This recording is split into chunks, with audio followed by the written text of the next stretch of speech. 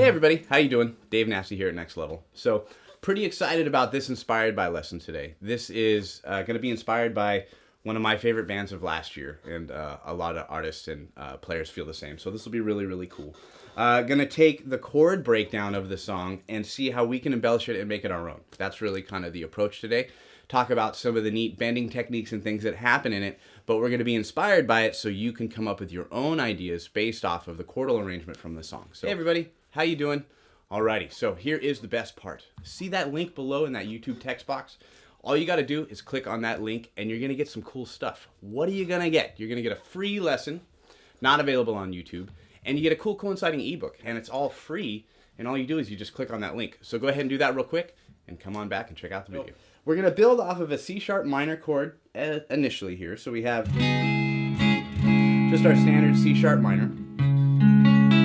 That's pretty cool. We might play that guy up here from time to time. Just our typical bar chord versions, which is all good. When we go to a B chord, we're going to do a couple of things. We're going to maybe do this kind of more spread out interval where we have the octave and then you're putting just the third in it, because we can make some melody happen off of that B string, and we can maybe hybrid pick that. That's something that we'll talk about today. So that's pretty fun. When we go to our A chord, we'll suspend that A from time to time, or maybe add some notes to that. And let's take a look at this voicing, because if this comes up, it looks kind of like the cover of a magazine. It's a little nerve-wracking for folks. We don't want that to happen. Basically, I'm playing an A chord, and then I'm going to put my third finger on G sharp. Pinky's going to be on the B like that. Now, even though this is fretted this way, my third finger is blocking the fifth string. I want to make sure and point that out. And then from there, we'll probably use some fourth chords and things like that in there. So what we have is a lot to work with, really. I mean, we can take a minor chord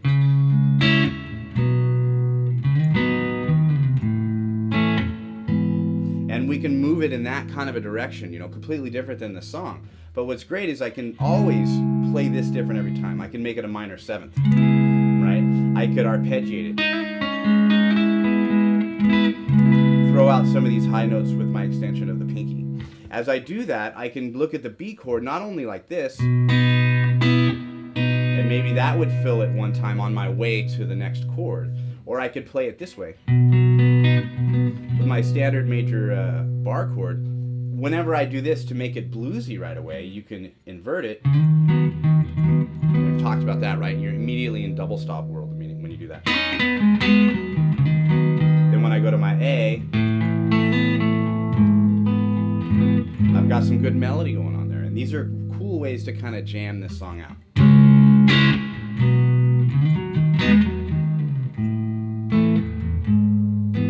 Now you could maybe substitute this for even a minor 7, where we have our third finger on the fourth string, the third string, and the second string. This is a G sharp minor 7, and that would work good, kind of bringing that E, and then back to my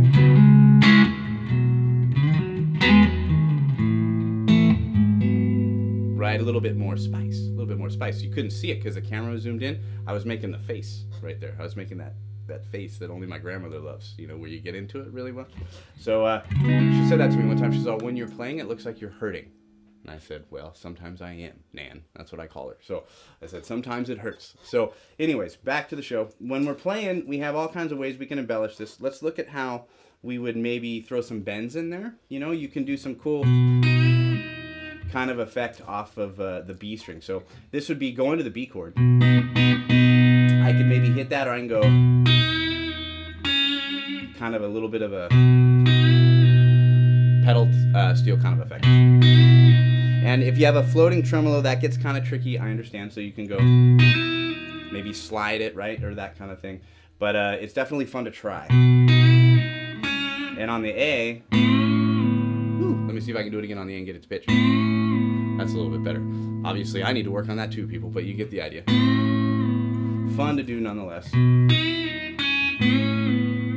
Great ways that we can kind of play around with that. Now, when we play up here, let's move it to a different place.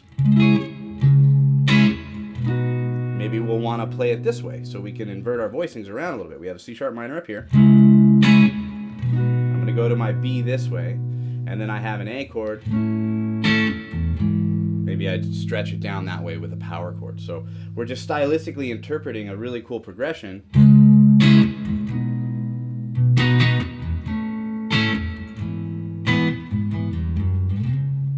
You want to take things that we've taught from other lessons and great ways to be inspired by chords, and look at these songs in a new light and say, hey, you know, I'm a songwriter myself. Maybe that's something that you desire to be, and you want a sound similar to this band. Just objectively look at the chords and look at how they played them, mix them around, and try to stylistically put yourself into them and use them as a template to find yourself. Go to the Next Level Guitar website. You love it, nextlevelguitar.com. All the hits and more. Lots of people like me. Thank you so much, and I appreciate it. I'll see you next time.